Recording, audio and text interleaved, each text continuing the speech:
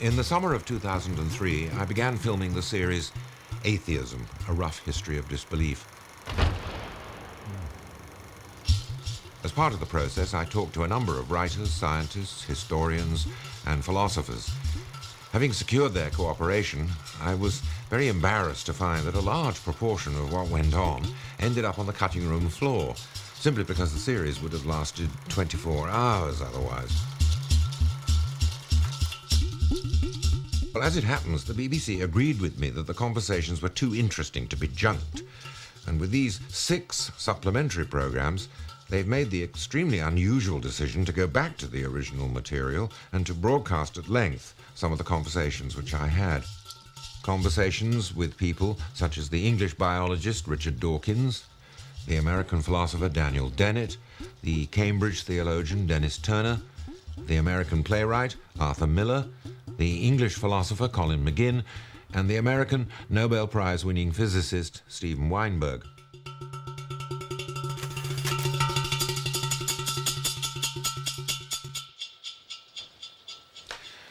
I've always enjoyed my private conversations with the American philosopher Daniel Dennett, and I knew the importance he attached to Darwin's theory of evolution in the development of disbelief. So I asked him why he'd called his book Darwin's Dangerous Idea.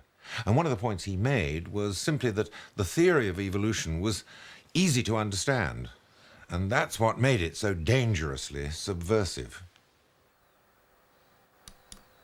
Unlike some other great scientific advances, going back to Newton or certainly Einstein or best case perhaps quantum theory, unlike these bizarre revolutions, I think that Darwin's theory is really quite easy to understand. You don't need any math.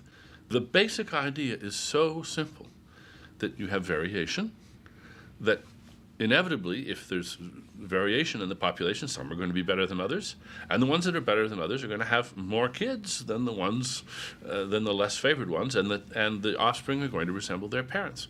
That gives you this little ratchet. And indeed, the idea that you could do that much lifting with a simple ratchet is a stunner.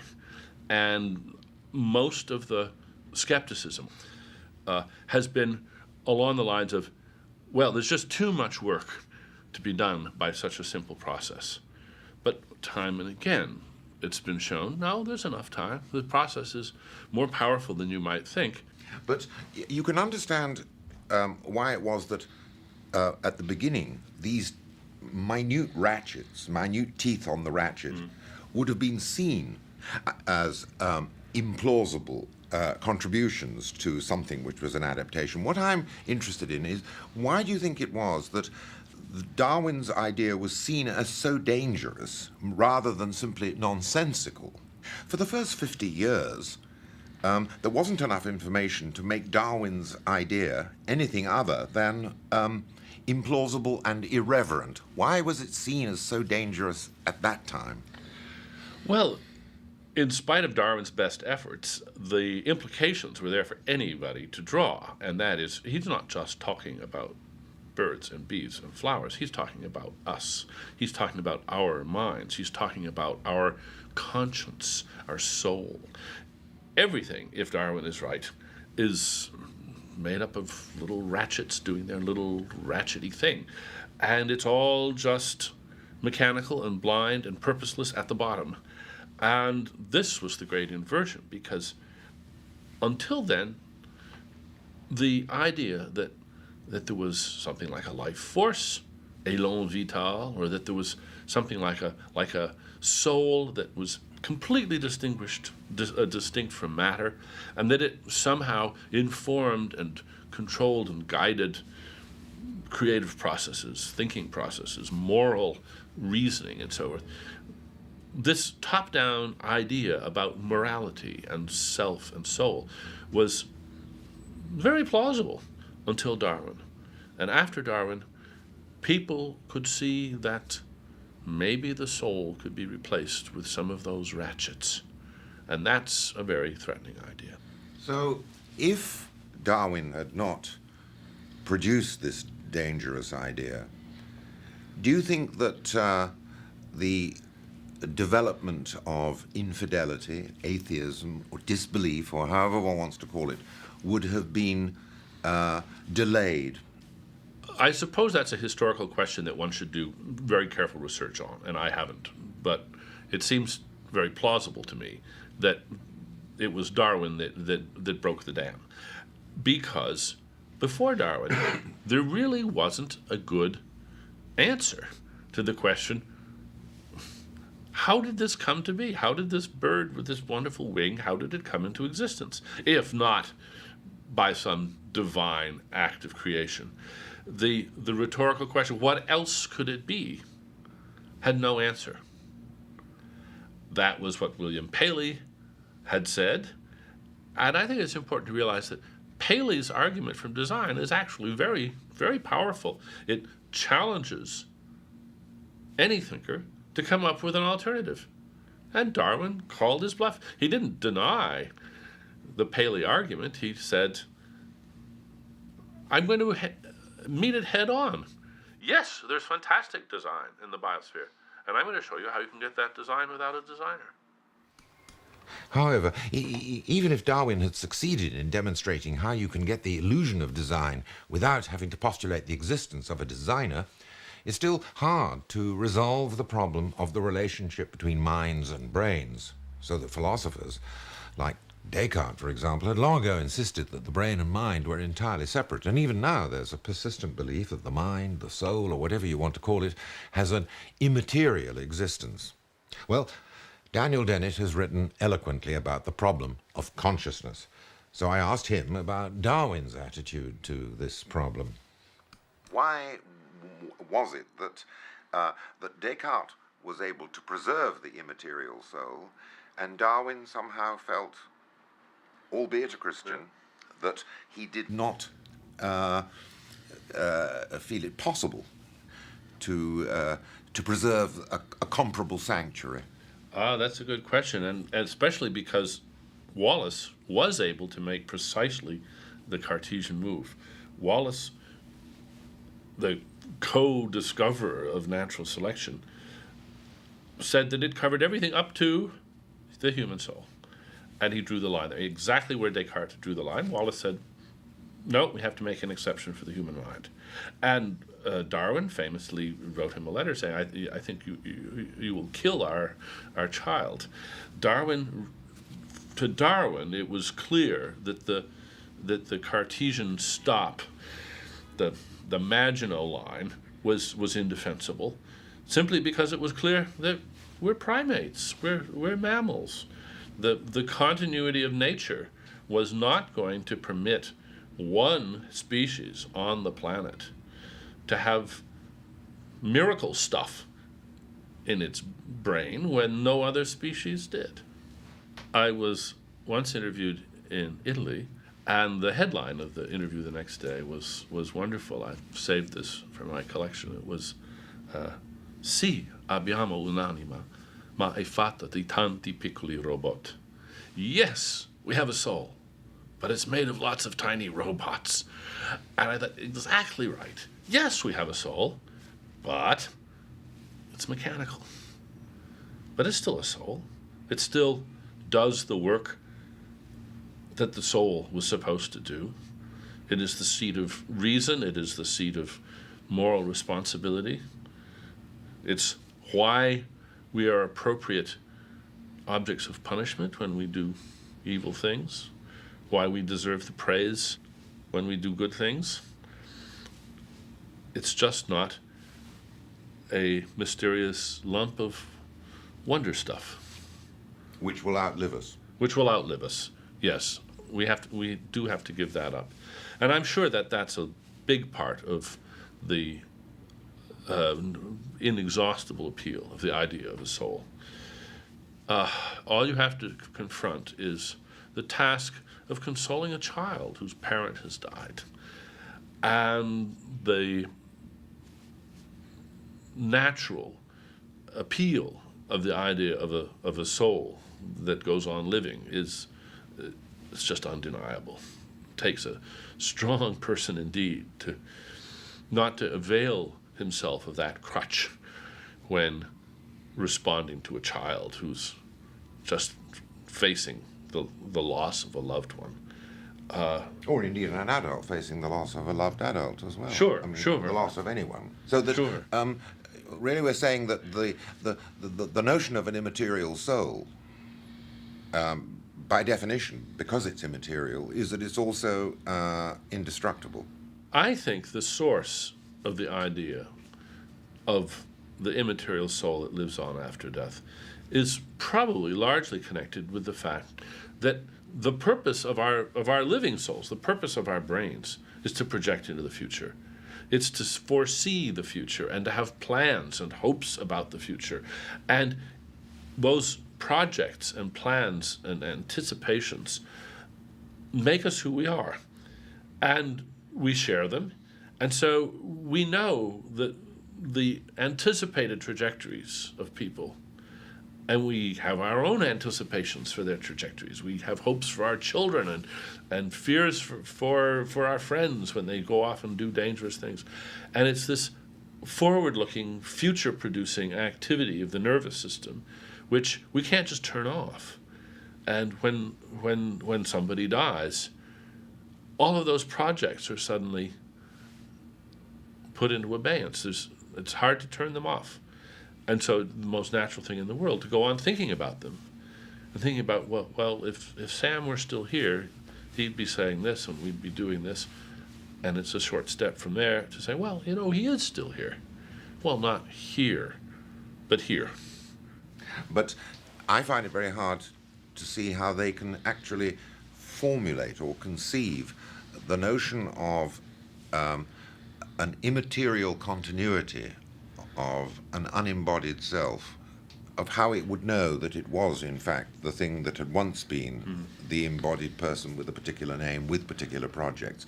It always seems to me that the project, the notion of projects and trajectories and hopes and plans and so forth are all tied up with being embodied.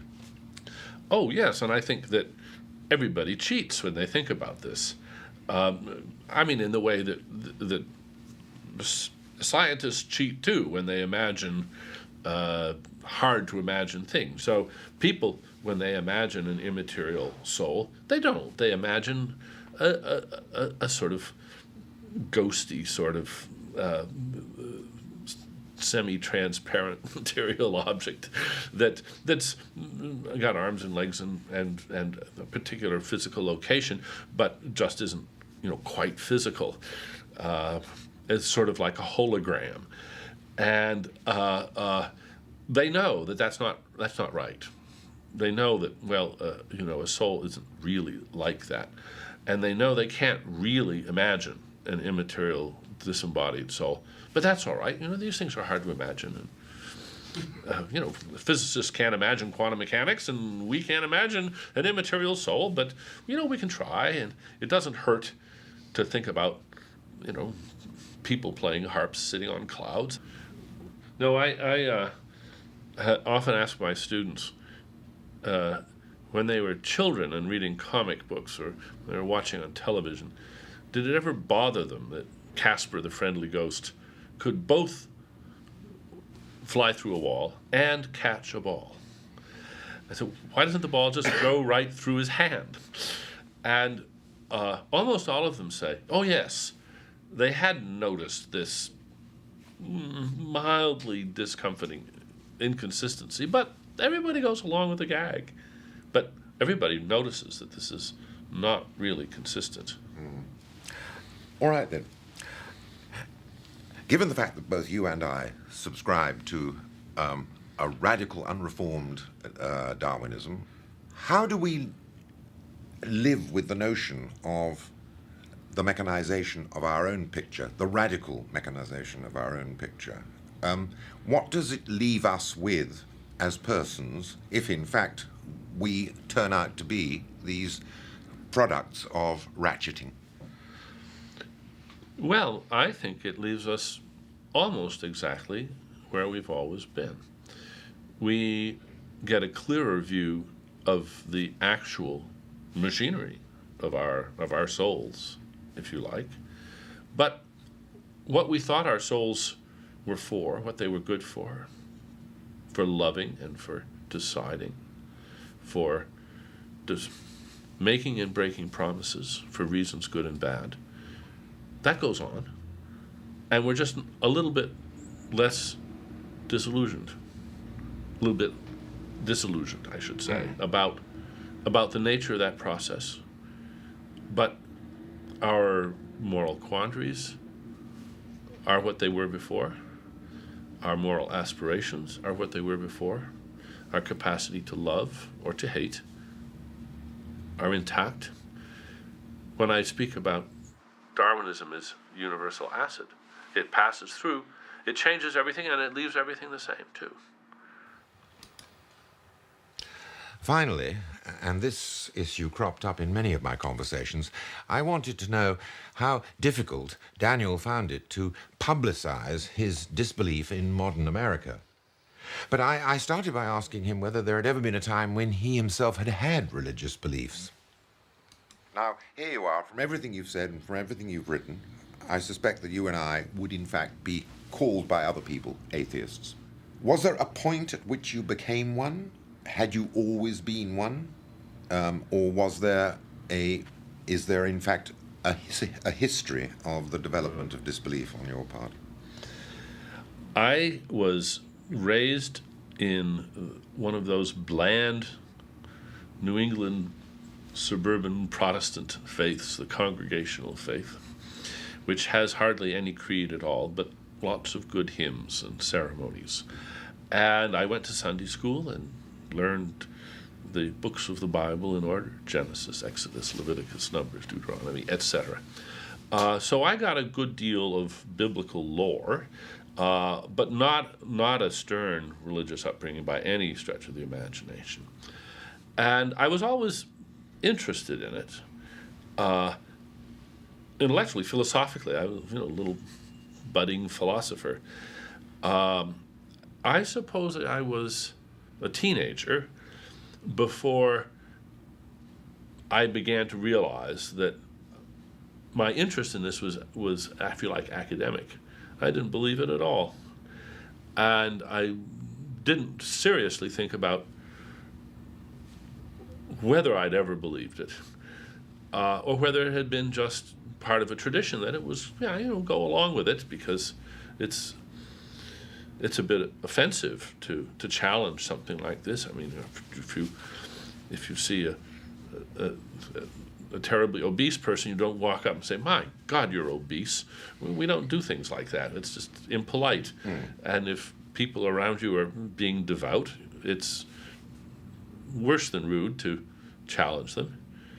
And so I don't think I ever really I never had a conversion experience. I just gradually realized that I didn't believe any of this. I don't think I encountered many people in my youth who really believed in God. I think most people who say they believe in God, most people in the West who say they believe in God actually believe in belief in God. I don't even believe in belief in God. That is, they believe that belief in God is a really good thing. It is something to strive for, something to be maybe proud of if you succeed. Certainly you should try to believe in God, and you certainly shouldn't make it hard for others to believe in God. And the behavior of somebody who believes in belief in God is just the behavior we observe. You go to church, you sing hymns, you give money to the church, and so forth. If you actually believed in God, you do all sorts of lunatic things, and we don't see very many people doing those things. They don't put their lives on the line for God, typically. And I thought it was a little bit like belief in Santa Claus. It's something that we do. We talk about it. We sort of pretend to believe in God, and maybe the immature ones actually believe in God. And then some people grow out of it. Why is it that we have such compunctions about people's faith and devoutness, whereas we're perfectly willing to be rude and argumentative and difficult with people's political beliefs. What is it about the belief in the sacred which is sacred? I don't know, and I've been wondering that a good deal, because there are times when I think it would be much better if we were a lot franker and ruder about religious belief. If we look around the world today, I would say that by far more danger, more harm comes from religious belief on every side than help. Yes, religions, at their best, provide succor and meaning and comfort to people who are really hard-pressed. And I think that's what we don't want to deny to people. Yes, I mean, I don't. But nevertheless, I'm often Yes. rebuked for being bloody rude about people's religious beliefs. I have very few compunctions about getting into arguments, often in public places, about religion. And I will then go away and my wife says, you really mustn't talk like that to things that people hold sacred. Yeah. And yet, she would be much less embarrassed if I was to have a stand-up row about Soviet communism and about the atrocities committed by Stalin. I, myself, do not think that truth is sufficient justification for saying something. And I think we all know that. We don't tell fat people they're fat. We don't tell ugly people they're ugly. We don't, there's lots of things every day we could go around saying things to people's faces that would be perfectly true, and we could prove them, and it would just be really mischievous. It would just, there's things about me that I'm glad I don't know, and I hope other people don't know. I certainly wouldn't want people going around spreading this around and things about you. There's lots of facts that we're just as well off not knowing. That being so, any area of inquiry, especially something like philosophy, which gets so close to things that matter so much to people, I think we have to think seriously about what the, if you like, the environmental impact of putting a view out there is. It's possible that some real mischief, some real harm might come from presenting a position which is in itself perfectly true. But let's look at the boundaries of this. If somebody's a member of a cult, as we say, we have no trouble being rude with them, with laughing at the Raelians or those people that got interested in the comet, various doomsday prophesiers when the prophecies don't come true. We laugh at those people, and the world laughs with us at them. So we have a line where we consider some religious belief to be just too kooky to take seriously, and we are rude with impunity in talking about those. But is it because they're minority opinions? I think so. I think that's all it is. But I think this is just political. If Christianity were a small sect in the world, I think it wouldn't receive the respect. But look at all those churches that the Christians have built. Look at all the great arts. Look at all the great music. It's hard to be rude to a religion which has created so much great culture. I've had this friendly disagreement with Richard Dawkins over just this issue. And I say, Richard, I, of course, completely agree with you, but I don't think you want to hurt people's feelings. Why do you want to hurt people's, why do you want, and for a long time I thought, he didn't have a good reply to that. And more recently I've been thinking, man, maybe I should hurt a few more people's feelings. Maybe we should turn the tide a bit on this. Maybe we should get out in front of this. Yeah. And yes, we'll take some awful lumps because we'll be the rude, evil ones.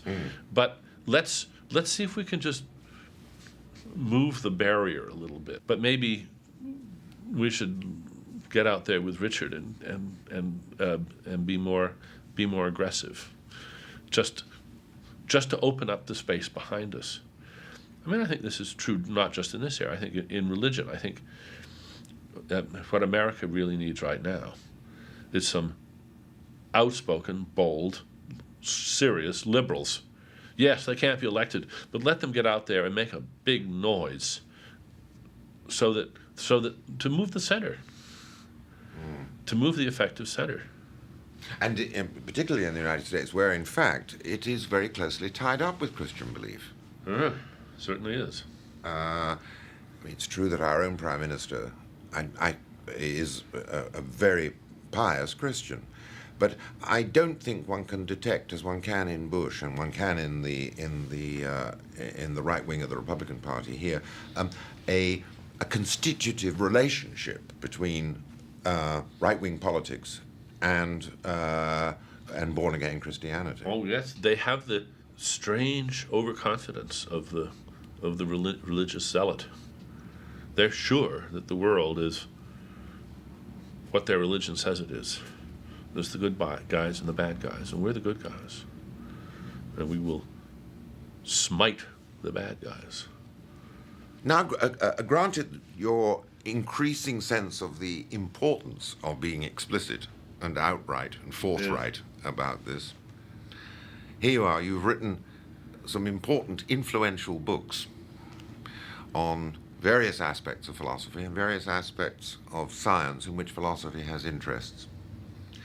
It's hard to imagine an area in which philosophy would have more interests than religion. What would you feel about writing a book which did, in fact, smite religion with the same energy that religion itself would like to smite people like us? Oh, I'd love to write that book, if I could. But of course, what one fears is what comes afterwards.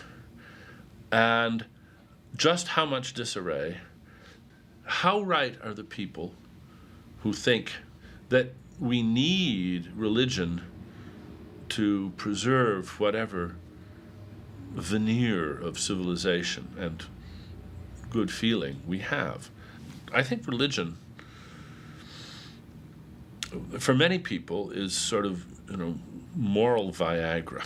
They think some people need help being moral, and don't deny it to them.